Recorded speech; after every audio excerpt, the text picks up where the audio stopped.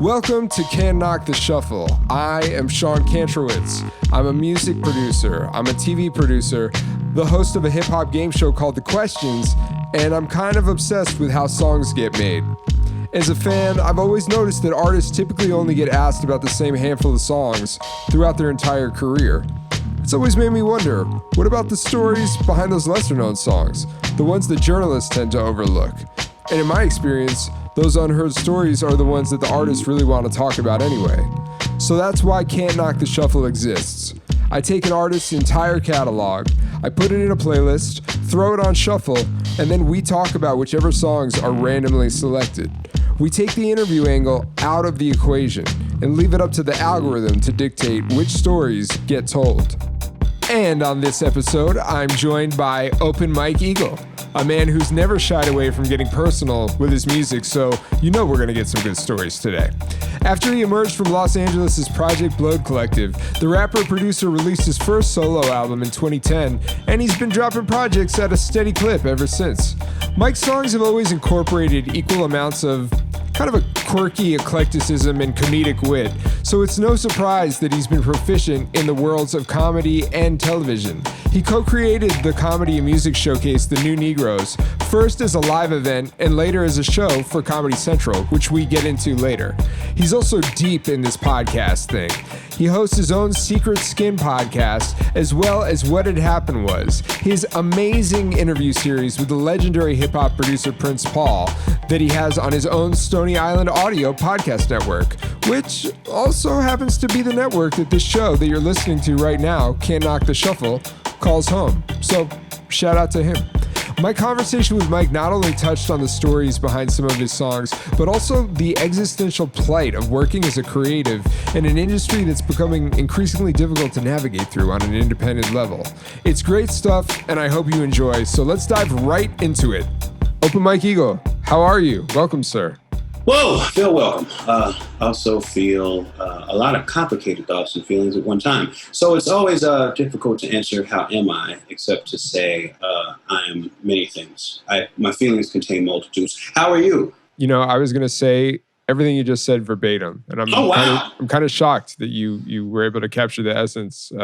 There's a lot of synchronicity that seems to be going on here. Well, that's good. That's a harbinger of good things, I think. Well, we have your catalog here, and you know you're somebody. We've had a lot of different guests on the show. I think that compared to some of the other guests that we've had, you might have had a briefer career at this point, but it is very dense. There's a lot of content. There's a lot of songs, albums, and projects. So I'm excited to hop into it with you. You know, this is all about honoring the catalog and the songs, and you've got the songs, sir. I've got some songs, that's for sure. Song 1. And the first song is from the year 2011. It is actually from a group that you were in called Thirsty Fish. Oh, boy. From the Watergate album. And the song is called Sounds Like Rap.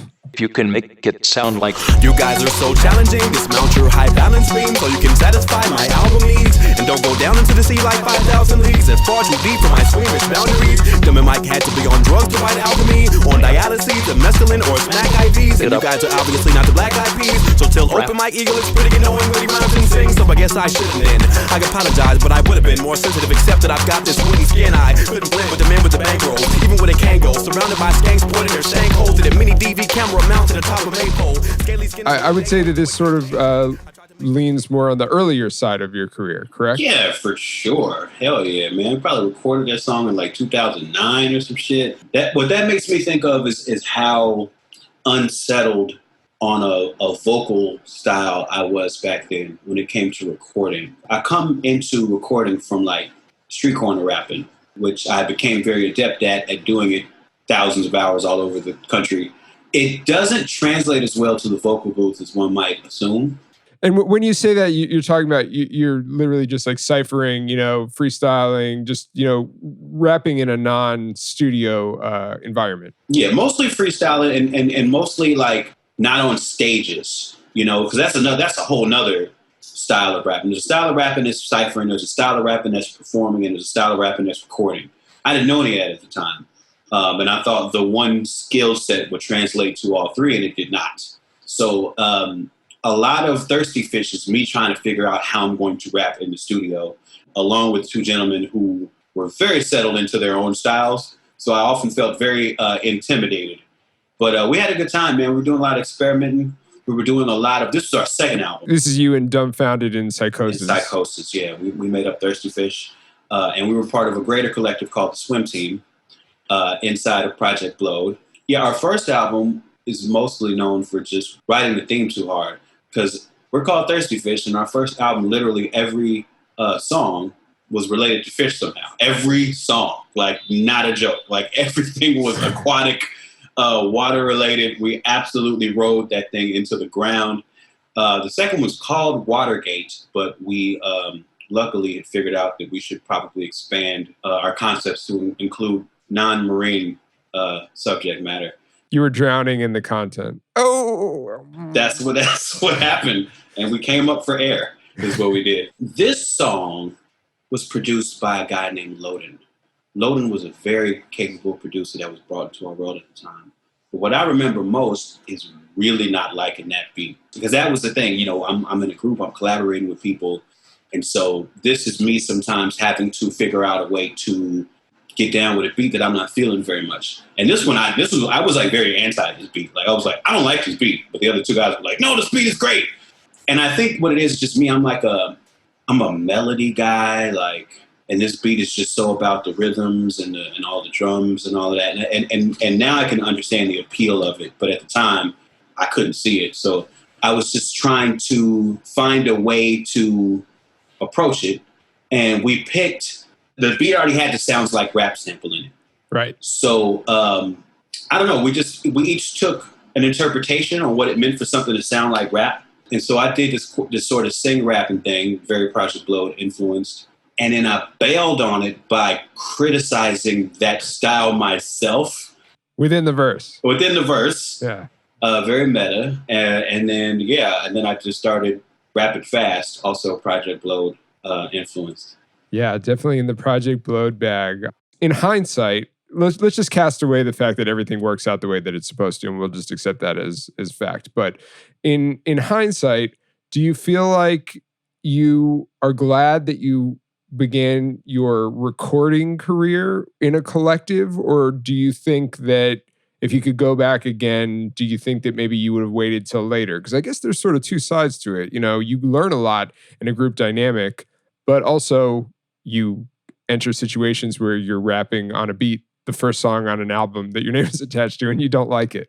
Well, I did end up liking that song. Let me make that clear. I think the way that we ended up approaching the song was dope and like exciting, like how the three of us approached it different ways. But to your point, there is this balance, right? Because what I can remember from that time is being excited about being in a group, and the good thing about being in a group then, especially like because we were coming from this DIY perspective, was when we got a show, we were fucking excited. Like one of us would book the show and we'd come back and tell the others we had a show, and we would jump through the fucking ceiling every time. So it was like just having somebody to share these small victories with was really dope. Doing a show, getting paid for a show, doing a tour. It was like coming into the world like a baby and having like siblings to share experiences with. But the other side of that was, like I'm trying to figure out my own values. And I came into the situation older than the other two. Like I had finished college and all that already. Came out here and was working a job before I started rapping. I come into it with like more of a fully formed adult perspective on things and more of an idea of what it is I want to do aesthetically, at least in the long term. So what I would do, I would lead these collaborative sessions where we're figuring out how to make our three perspectives work, because we're three very different dudes. And then I would run home and write the weirdest, most personal, most soloist solo songs. I have a first album that never came out that was called The Meditation Hustle. And those songs were very reflexive, very reactionary to me being in a group and coming back and making this weird, dark, multi-layered themed closet bedroom album that ultimately I never ended up putting out because I thought it was too dense. But in hindsight, I can definitely see that part of the motivation for making those songs was like trying to figure out my own solo identity in the context of this group. Right, and almost like trying to get it out of your system if you felt like that was being stifled in the main gig, or the main act, I suppose. Absolutely. Song 2. It's 2010 from the Unapologetic Art Rap album. It's our second song. Well, we might get into this. You put the word rap in a lot of your song titles, It's true. Which I have no problem with. I'm not calling you out on it or anything, but the song is called Art Rap Party. Oh, yeah. Pills of the bottle and right down the hill from a brothel. Sorry, sex addict. Sometimes the party gets cracking.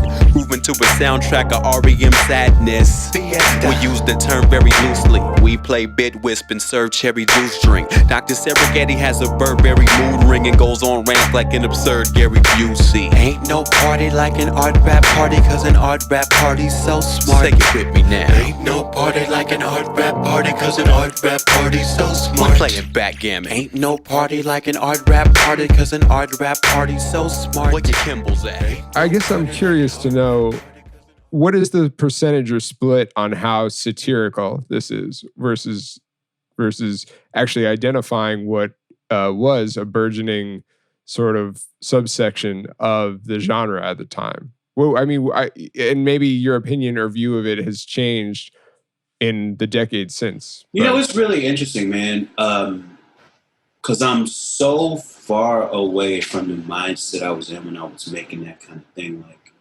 that song came from like this world that I wanted to paint.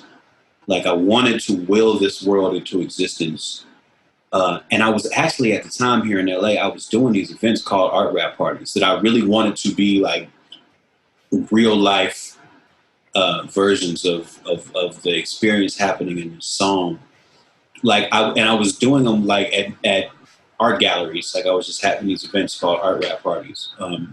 There was a gallery series down here in LA at the time. And the spot was in Chinatown. I can't remember the name of it, but it was this group that used to throw these dope hip hop parties in art galleries. And I'd never had, at the time, as great of an experience rapping my raps for people as I did in that environment, because they used to bill me and let me perform in those things. And when I did it, I was like, oh shit, this is the wave right here. This is it. Like, this is everything I want to be. This is how I want to be looked at. This is how I want my music to be positioned. This is the world I want to create. Let's expand that a little bit more. It plainly spoken, what is art rap in the context of this song in that moment? How would you define it if someone had, no context of understanding what that even means? Well, so you got to go back to 2010, 2009, and you got to go back to what was happening in rap on the mainstream level first. And so this is like, Kanye's really huge. Lil Wayne is really, really huge. I think Drake is just starting. Rick Ross, early Rick Ross. Like, Waka Flocka was really big. We're kind of coming out of ringtone. Like, there's probably still like remnants of ringtone rap. Yeah, Soulja Boy is big. Boy is big. Yeah, like, so that's the era. More than anything else, I wanted to make a designation between what was going on at the mainstream level and what, like, people like me and other people who I was paying attention to, what we were doing.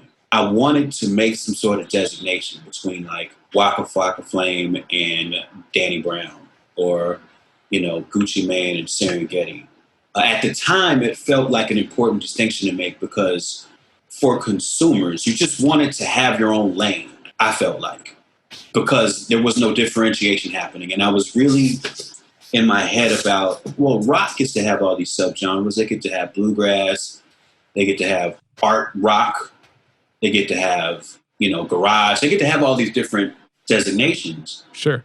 And to me, the most valuable of those seemed to be art rock to me, because that seemed to be the one where, like, if you came into that as a consumer, you're thinking, oh, this is just going to be somebody, like, completely going into their own creativity and their own imagination and making what they want to make. Like, where the rules would probably seem to fly out of the window, and you would get some form of pure expression.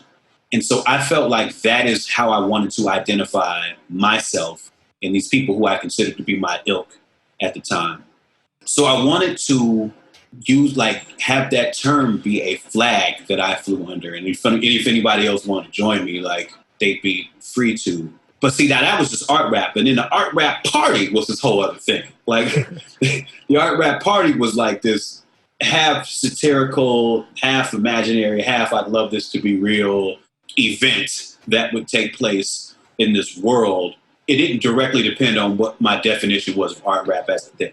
Obviously, a decade has passed. A lot of the sort of ideas or concepts that an art rap party might represent, and that concept that you just got done speaking of sort of has informed a lot of your career and the music that you've made. Is art rap something that you still sort of wear on your sleeve, or? I think it's a term that is largely unnecessary now. I think the designations aren't aesthetic based anymore, because like if you look at a Young Thug album cover and he's wearing a very big dress and he looks like something that belongs in a museum. If you look at, Kanye videos or Drake videos and the level of artistry that's brought to those things, the filmmaking that's brought to those things, and the subversion of images that can happen in a lot of those now that wasn't present before. I think the mainstream has appropriated a lot of the artistic aesthetic that I was trying to connect to, and not in a bad way. It's actually a good thing, I think, because for younger rappers entering the game, I think image-wise, it's freer than it's ever been, even if the content is a little stagnant sometimes. Image-wise, a young black man can feel free to wear as many dresses and skirts and makeups and anime cosplay and, like all of the stuff that was not allowed 10 years ago in the mainstream is fully embraced now, at least visually. And that makes this designation of art rap, I think, a lot less necessary. So I don't use it as much anymore. But I try to find a way to explain to people now is more like the differences in economics. Because to me, that's the important thing. That actually informs the music in a way that's not often understood by people. If you make a rap album in 2020, you don't have a lot of resources to make it. And if it's any sort of success, it's kind of a miracle. And I think the designation now has to be based on access to resources. When you look back on that album, the Unapologetic Art Rap, first of all, I guess I would ask, do you revisit a lot of your work? I listened to your episode with Merz, and I do the exact same thing he does, where before something is out, I listen to it a million times. And then once it's out, I kind of let it go. I don't really tap into it much anymore. At that point, it stops feeling like it belongs to me. And it's like on release day, especially once I'm done doing interviews about it, my opinion about it doesn't matter anymore. It's public record. Like, exactly. Literally. Yeah. It is. And so I go from, knowing every nook and cranny to an album to not listening to it for years. I haven't sat and listened to Unapologetic Art Rap in probably 5-7 years. Oh, I ended up having to listen to it because I reissued it through Vinyl Me Please 2 years ago. And it was delightful and it was fucking horrifying at the same time. What was delightful? The whimsy, the just naked whimsy and fearlessness in terms of not knowing what I was doing vocally, but being unafraid to try anything. I'll try anything. I was really pleased with that. I was pleased to remember that part of myself that didn't feel like things needed to be perfect. I just needed to be trying shit. The terrifying part was that I was a slave to 4-bar syllable patterns. A slave. Like every 4 bars on that album had to end in the same rhyme scheme. Like I couldn't say a thing without saying 3 more things that had the same syllable rhyme. So for those who might not understand, you're saying that like at the end of a line or the end of a bar, the last 4 syllables would rhyme with the last 4 syllables on the next line. But if I said something that rhymed with the word frequency, right? Let's say that was my first line. Then the second line had to be something with speak to me, and the third line had to be something with decency, and so on and so forth. And I could not break that pattern. I just couldn't. Like, there was something about that particular type of pen gymnastics that was all I wanted to do at that point, and all that I felt was of worth. Who were you looking to at the time as sort of the architect or somebody who was helming that style that obviously got you so enthused with it that you, like you said, became sort of like beholden to it? Well, Eminem was real big for that and introducing that to me as a younger rapper. And he was influenced by the Outsiders, who are also very influential on me in terms of also writing syllables like that. Thurston Howell III was big on that. Doom was huge on that too. Doom. Between like Doomsday and like Victor Vaughn, he really got into like tight writing. He was another one who like all the syllables. But my slavishness to it was an outlier, even amongst all of those people. I was really, it was too much. But you could say, you kind of have to sometimes really master a style. And now I would imagine that it would be reflexive in a way that if you had to pull it out now, you've done it so many times that it might feel effortless or seamless in that way. For sure. I could do it in my sleep now. But just don't feel the need to do it all the time. Exactly. It's not the only thing in my tool belt now. At that time, I think it literally was. That's all I had. Song 3. We're in 2018 now. It's from your What Happens When I Try to Relax EP, and the song is called Single Ghosts. Like this is a weird way to spend one's afterlife, but yo, I ain't judging. We're just talking, but everything about this feels so haunted. Pardon me, I'm emotional. Excuse me if I get too personal, because I ain't never been with a ghost before. I ain't never been with a ghost before. Yeah, I done seen many do-si-dos, but I don't know the steps in this ritual, because I ain't never been with a ghost before. I ain't never been with a ghost before. Be gentle is the first of me, and I'm a little scared baby in the nursery, and you were undead. Hip-hop's first song about ghosting. Is it? Probably the first one where the whole song's about it. I always feel like ghosting, the act of ditching someone. I have always felt that ghosting as a term is just it's a shitty practice, but even shittier is that we've put a cute name on what is ultimately really just terrible behavior to do to somebody. True. That's all we do, though. We turn everything into euphemisms and try to make it cute. But yeah, it's an awful thing to do to somebody, I feel like. And it's weird how our society just like, well, you know what? I think two things started happening at the same time. And now that I'm thinking about this, I wonder if they're related. Ghosting and unsolicited dick pics. I feel like both of those things kind of arose in society at the same time. And I wonder if there's a relationship there. The devil and the angel on your shoulder or something.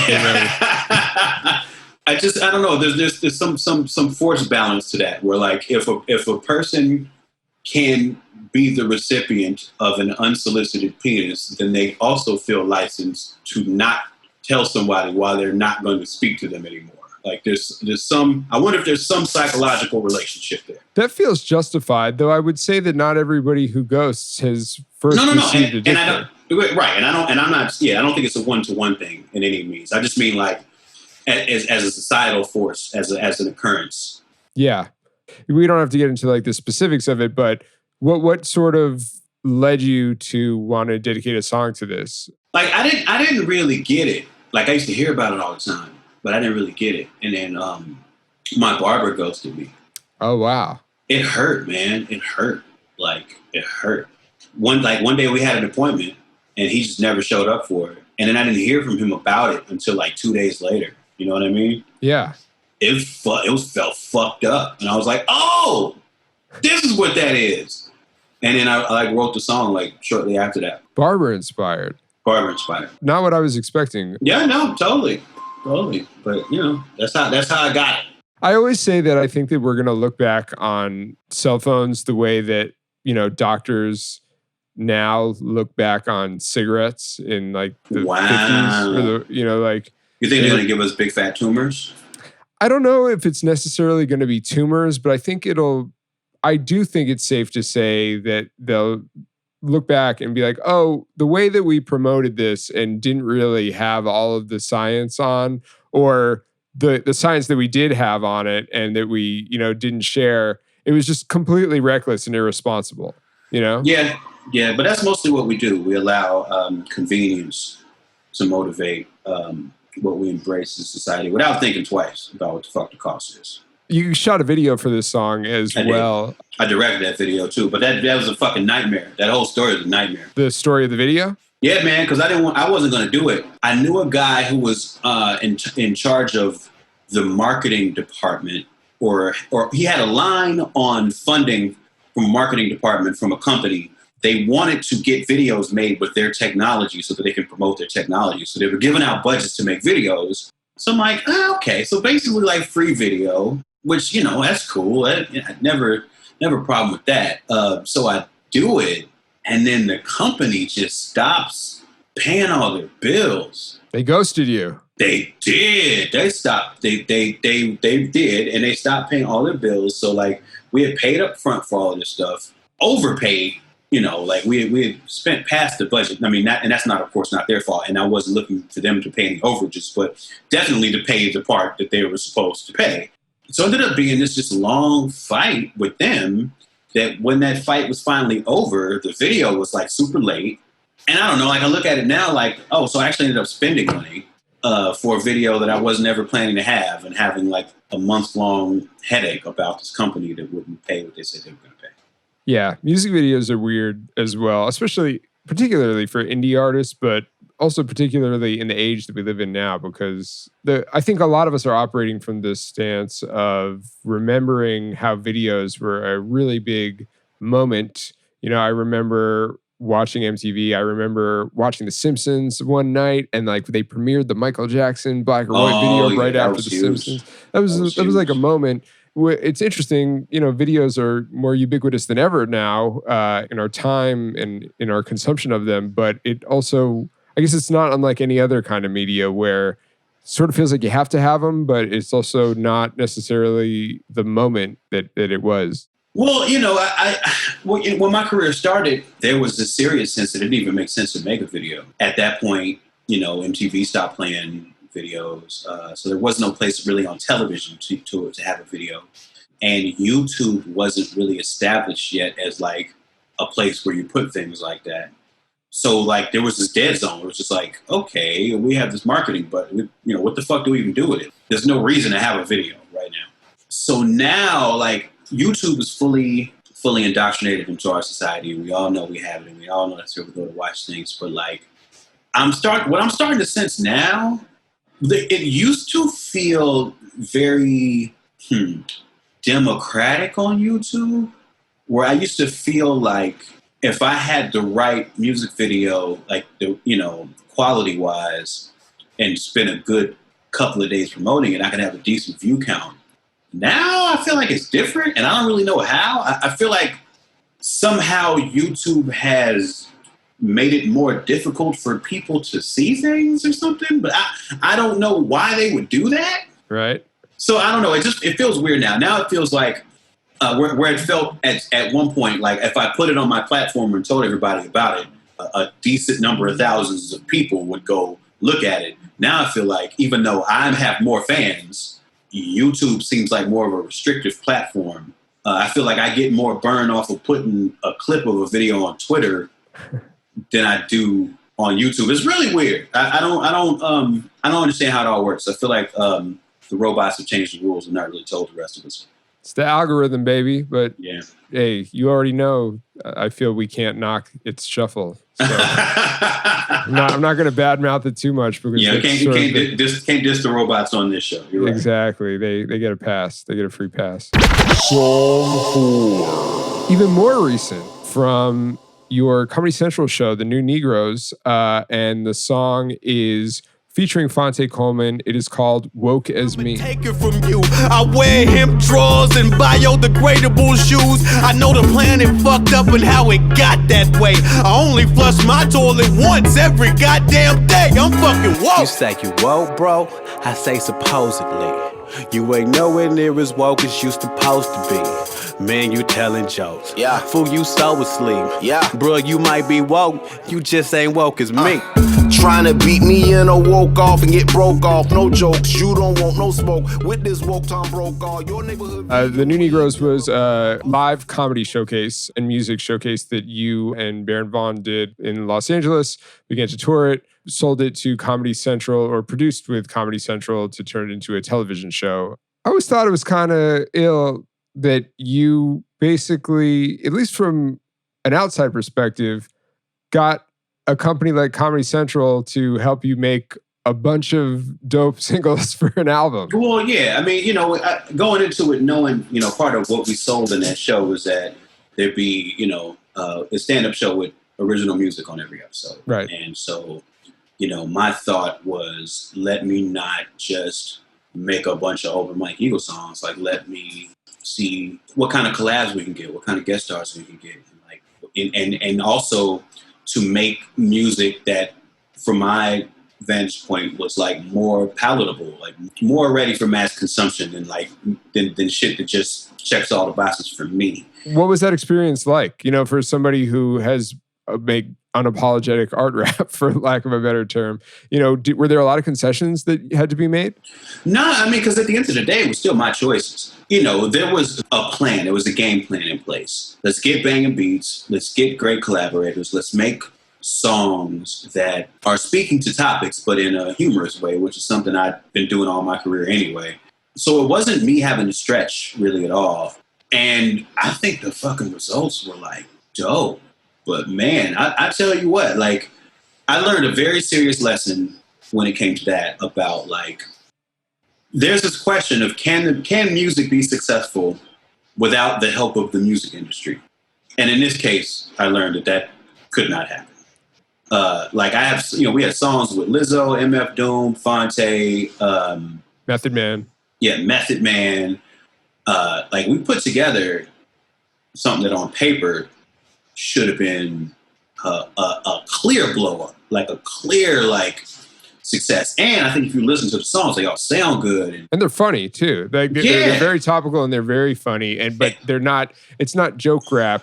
I mean, right. You know what I mean? Like, I know exactly what you mean. It's not Lil Dicky. It's not making fun of, you know what I mean? It is respectful to the form, it's bars in every song, but yes, it's also done in a humorous way. And yeah, man, this shit did not, like, it didn't happen, damn near.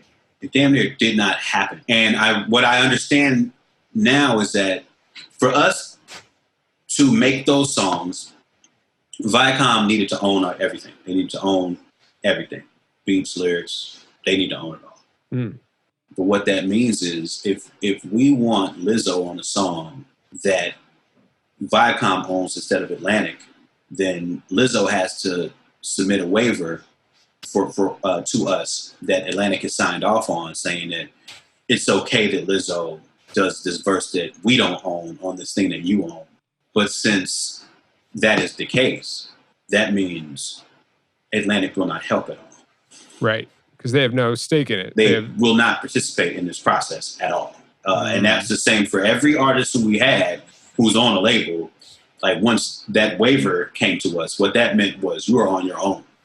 Which is so wild, because you would just think that the success of Lizzo in a platform, and I'm not trying to single her out, but the success of any artist, that has a following and progression in their career in one lane, hey, this is them being on a television show. Even if they didn't own that song, it's like the success of that song is going to spill over and bleed over into the rest of the artist's career, I would think.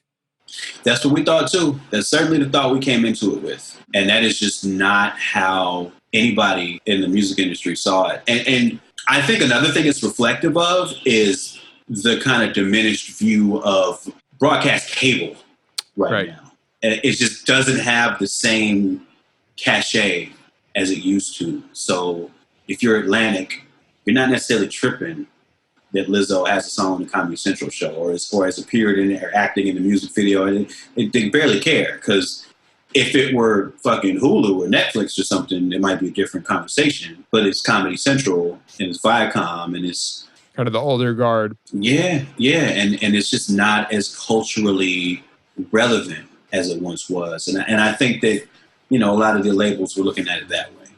So when it came to the actual composition of the songs, and we'll get into this one specifically, but just on a broader sense, how did you sort of piece it together? Did you write the concept and sometimes, write ideas for the guest artists, or did you present them with the concept and have them run with it? Yeah, I had to write all of my parts first. Like all of my parts had to be done before we started shooting episode 1. So all of the beats were picked, all of the hooks were written, and all of my verses were written. And, you know, we try to make the concept very clear and communicate with the artists. And we give it to them and they put their verse on and send it back. Fonte is probably one of my favorite MCs. He's an incredible artist in many, many senses. And that song, I think, might be one of my favorite from the collection of the, you know, music videos, the singles that you guys shot. The music video casts you guys in a barbershop and you're sort of having a woke off. Do you have any memories or sort of reflections on that shoot? Yeah, because once again, just like all of my verses had to be written, all of the video concepts had to be written ahead of time too. So we spent a lot of time in the writer's room of the show crafting out these storylines for the videos. One interesting thing that happened in all of them was when we shot them all, the note that came back from Comedy Central was that like each video needed to be a sketch, but this was after we had kind of already wrote them just as videos. So we kind of had to go back and add a beginning, a middle, and an end to each one of these video treatments. So there's almost a story within the visual exactly. representation of the song. So we wrote the video with just the barbershop and the fighting game, but then we had to go back and write that initial dialogue with being Fonte, which that was a longer scene that we ended up cutting way down. Yeah, and the thing about incorporating the fighting and graphics into the video as us in the chairs was like a late addition to the writing concept too. All these songs are sort of satirical. It seems like a very necessary commentary on the fact that we have a lot of performative wokeness in our current time. Yeah, man, that's exactly what the song was trying to underscore. How like, yeah, wokeness is great, but we often find ourselves in these competitions where we're trying to tell somebody else they're not being woke in the right way. Song 5. Next song is from 2016 from the Hella Personal Film Festival album that you did with Paul White, and the song is called Leave People Alone. Wash your hands, make no demands. Try to mind your own business. Wash your hands, make no demands. Try to mind your own business. It ain't even cold, people leg her up. And Lady Luck gave a fuck what you making up. Sometimes pain's even smaller than the paper cut. And while you all up in her face, she done faced enough. In LA, people judge you if you take the bus. And rich folks say, hey, come to space with us. What? T-minus 90 seconds. Yo.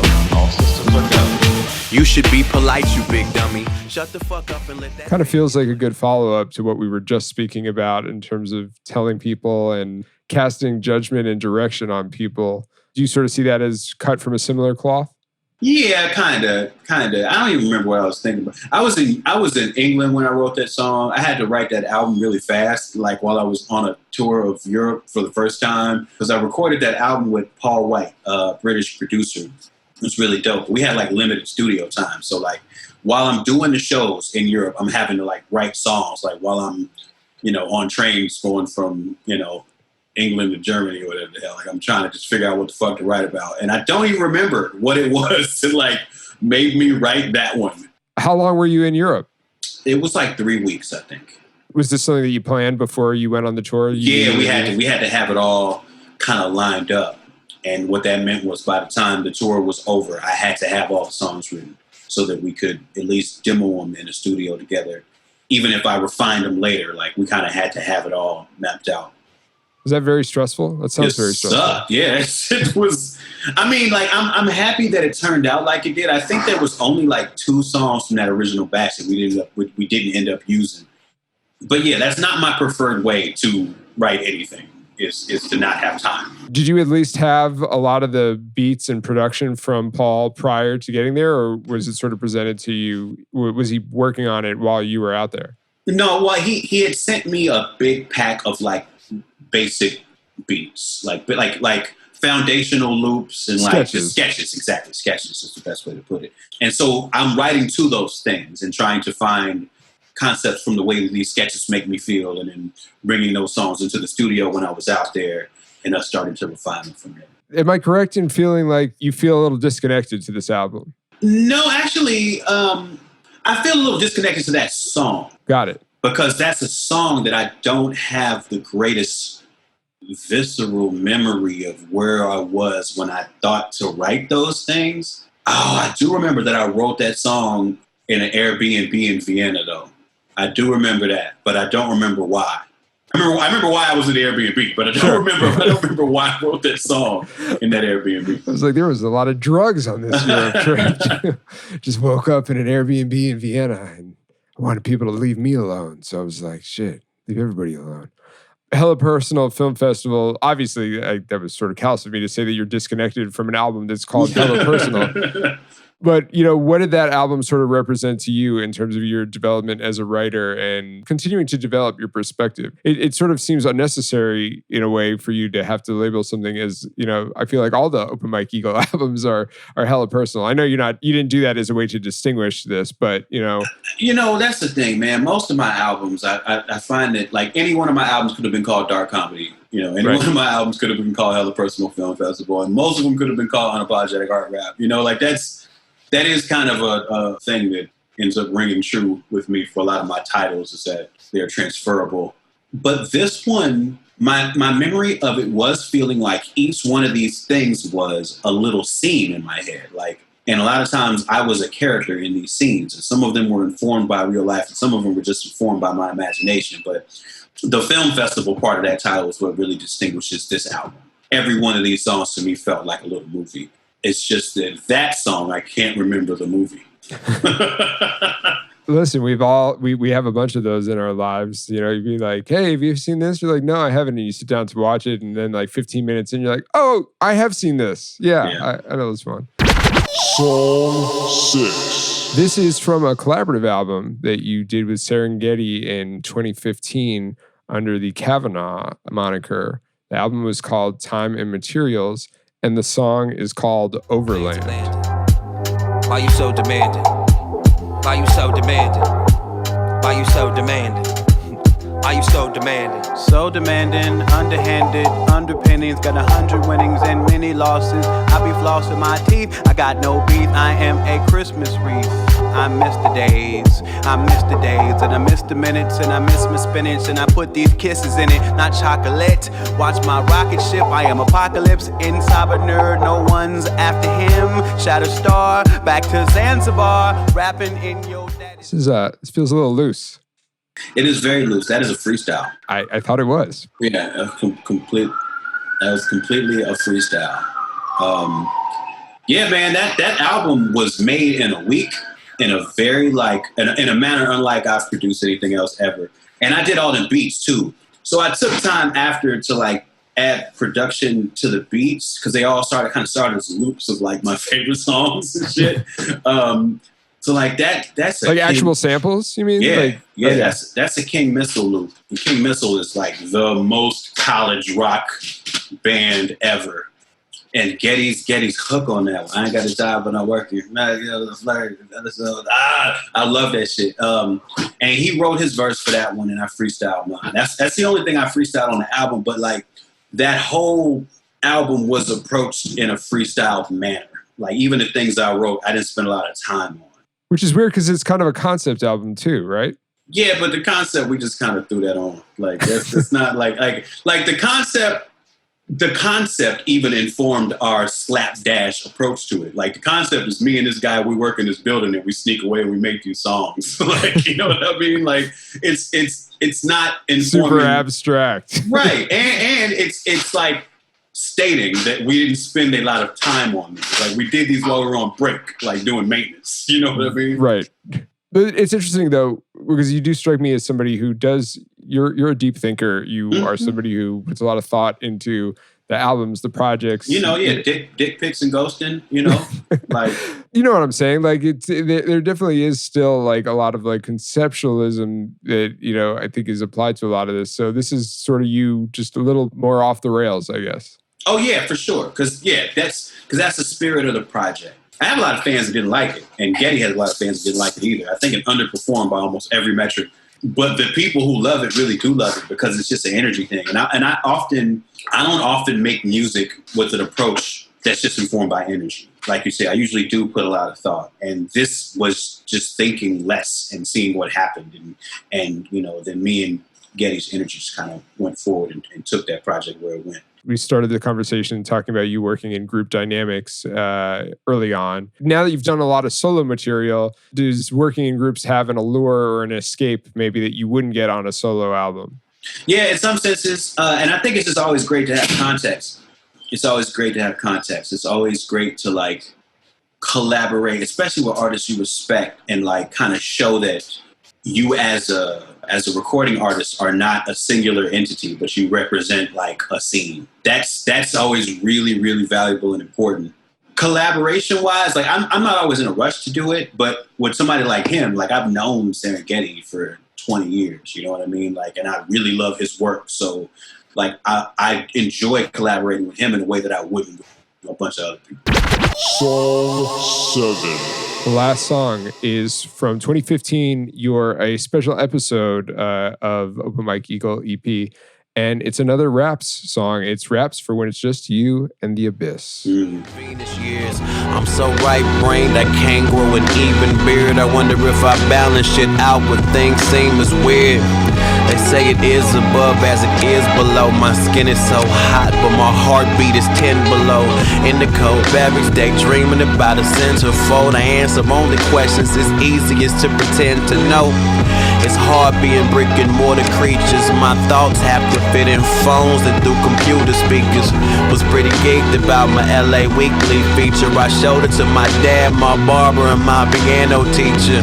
I'm trying to get discovered like a nectar bat, the cookie face. This one definitely feels like it is in the abyss. Yeah, man, I wrote it on an airplane and I was high off of edibles. I was floating when I wrote that song. Literally through the air. Yeah, like, yeah, and then also my brain on top of, yeah, it was a lot of floating. Floats on. Yes, absolutely. But yeah, man, that was just like vibing. But it's funny because earlier we talked about me being a slave to rhyme schemes. I was scheming out in that one too. It was a little bit of the old school. Everybody has their own definition of barn out, their own kind of default. Like this, when I'm ready to just rap, this is how it's gonna come. That's like that scheming is just a part of my DNA, and a song like that where I'm just like writing. I end up coming back to that. In a fashion, it's less of an enslavement than it was before. It's more just like, this is the sharpest tool on my belt. I'm going to use it, but I'm going to use it with more intention. And in conjunction with the other tools that you've exactly sort of acquired. What part do you think that this project in this era played in your career?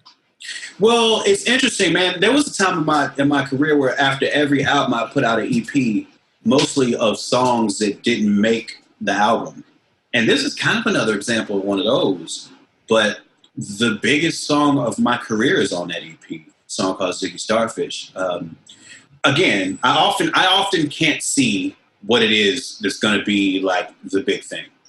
I took that song off of Dark Comedy because it didn't fit on there for me. Ziggy, you're talking about? Yeah, Ziggy. And I think, the Abyss Raps I might have wrote after that. And Dark Comedy Late Show was an answer to Dark Comedy Morning Show, which is on the album. But then I think there's 6 songs on there. Aside from Abyss Raps and Dark Comedy Late Show, I think all 4 of the other songs were at one point on Dark Comedy. And I took them off to make this EP. Because at one point, Dark Comedy was a story album. It was this really weird story about me doing a show, and then I was crashing in somebody's crib, but the after party was there too, and then I didn't want to hang out, but I was kind of high and drunk, and me and everybody I was on tour with decided to just go ahead and start driving to the next town overnight, and then fucking driving stoned and crash, and there was this whole thing. And a couple of the songs that are still on Dark Comedy reference that, but that's like cut content shit.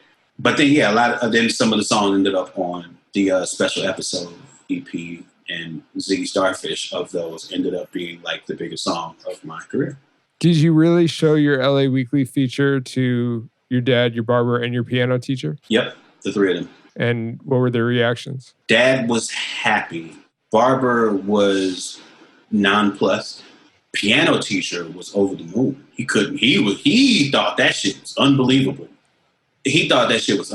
But this is also like, I'm a 36, 37-year-old rapper coming in for piano lessons. He's already looking at me sideways to begin with. But this guy literally writes letters to the editor for the sports section of the LA Times. Oh, so this was a huge deal for him. Yeah, and his letters get published sometimes, and he hangs his hat on that shit. He's a newspaper dude. Wow. So when I showed him that shit, he was like, "What?" Yeah, he was over the moon. So, when you look back at your career, I do a lot of prep for these when I begin to, get ready to have these conversations and, going through the music after they get randomly selected. As I said before, you definitely wear your heart on your sleeve for a lot of these, but I don't think that there are many artists who really epitomize like the working class struggle of what it means and the economics of being an artist in these times and occupying the type of space that you occupy. Has your opinion on that changed or evolved throughout, the songs that we just talked about and throughout your catalog? How has that vantage point changed? I mean, I think my spot's changed, and I think the game board itself has changed a lot, but that's what I was saying. Like, where I came into this thing thinking that it was all about point of view and all about aesthetic and all about creativity. And I thought that was going to be the thing that differentiated me, and that was going to be my calling card. But the game changed to where there's creativity everywhere. And so all the while this evolution is happening, one thing is staying the same, and that is that, like, the industry is a game of resources. And, like, that is the thing that separates the music industry from the people who I fuck with, from, like, Samus and Milo and Billy Woods and JPEG Mafia, like, and the long line of DIY people we come from.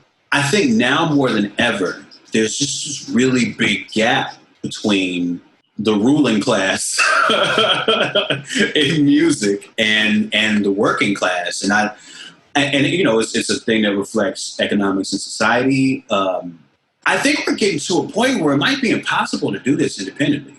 Like, I think we're getting there. I'm afraid for it. I'm afraid for what the next generation of artists who don't want to make the stuff that is being made in the mainstream and doesn't have a lot of money to make really slick videos or hire marketing consultants or do radio camp. Like, I don't know what they're going to do. Just to provide another perspective here, and I wouldn't even call it devil's advocate, but like, it seems that in many ways, the sort of like mainstream trope is not as prevalent as it was maybe 10 years ago or 15 years ago. It seems like there are a lot of like sort of not dissenting voices, but just voices of different perspectives. I think there's a couple voices of different perspectives. I think there's A. Tyler. I think there's A.J. Cole. But I think those people are positioned to be the entire alternative, just like the two of them. You know what I mean? Like, and what I'm saying is, like, there's an army of people who have things in common with the Tyler and the J. Cole, and in some cases, like, take J. Cole for instance. J. Cole's supposed to be like the thinking man in the mainstream. And I think, for my purposes, he doesn't raise the bar very high for that. Like, it's relative to everything else that's going on. He's the smartest kid in remedial math. Yeah, like, and I am constantly wondering how to get people to think outside of the box of that math class, because it clearly exists. But when we have a conversation about music, they only talk about what's happening inside the box. And it even goes through history. Like, remember they used to do the VH1 Hip Hop Honors? Yeah. And they used to make a big deal out of celebrating classic hip hop artists, and it was great.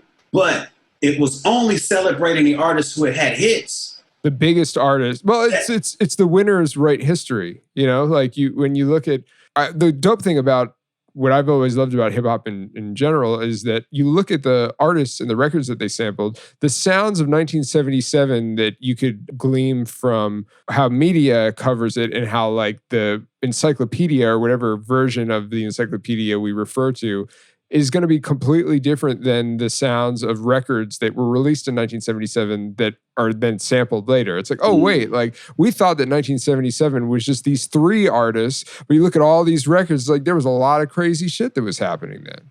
Yeah, and to me, it ain't so much the winners write the history as like the record companies write the history. I don't know, man. I think there just has to be some way to talk about music in terms of cultural importance apart from sales. Yeah. There's got to be, and I think like until we find a way to do that, like we're like doing ourselves a disservice in how we think about, talk about music. Like there's a lot of really great underground records, you know, from 88 to 94, 95 or whatever, that just like, they're not on Spotify because there's sample clearance issues or this small label, you know, they didn't survive but they're important records. There has to be a way to discuss the merits of a record being made that samples other work that talk about the value of that aside from the violation of copyright. You know what I mean? Like and we haven't figured out how to do that yet. You know, like there needs to be some type of designations that come from some other area of society other than just the capitalist side that decide what's important and what's not. And I think that's the through line through the copyright stuff, through the hip hop honors stuff and who we honor in terms of our legacy artists and what's happening right now.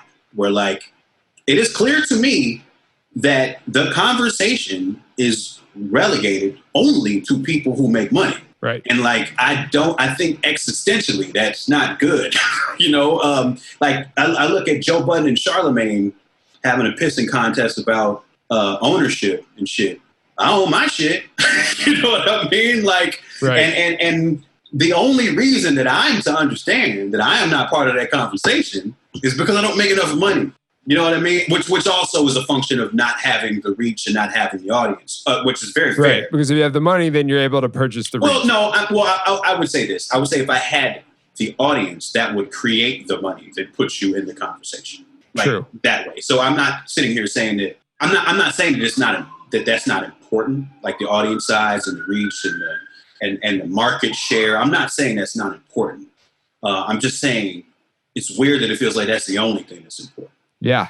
Well, look, I'm committed to at least making some podcasts that help shine a light on some of these. Yo, and I'm telling you, that is really one of the aims of me having this network, is to do that, because I feel like, you know, like I did the Prince Paul show, and came from me telling a corporation how great this would be, doing a demo of it with them, hearing the greatness of it, and them telling me it ain't worth shit because they can't sell ads on it. They don't think they can because they don't understand. Right. You know what I mean? And like, I feel like when we have these sorts of conversations, I think this is going to be a backdoor way for us to create a lot of that value, is to show how valuable these conversations are to people who are interested, not only interested in the music, but interested in learning more about music. Ding! And, you know, the logo. Hey, nothing wrong with a shameless plug at the end there, right? Well, we didn't exactly solve the plight of the modern indie artist, but we definitely had a great conversation that I hope you guys enjoyed. Open Mike Eagle's latest album, Anime, Trauma, and Divorce, is out now, and you can learn all about it and all the other things that he's got going on by visiting mikeeagle.net. Be sure you subscribe and leave a review on this podcast. I've been told that if I get enough great reviews, my whole life will change for the better. And honestly, who doesn't want to see that happen? Who should we have on the show next? If you've got requests or suggestions, hit me up either at Sean Dammit, that's SeanDammit, on Twitter or Instagram. Or you could send me an email at can'tknocktheshuffle@gmail.com. Till next time, I'm Sean Kantrowitz, and you can't knock the shuffle. I don't know if that works, but that's what we're going to do for now. Peace.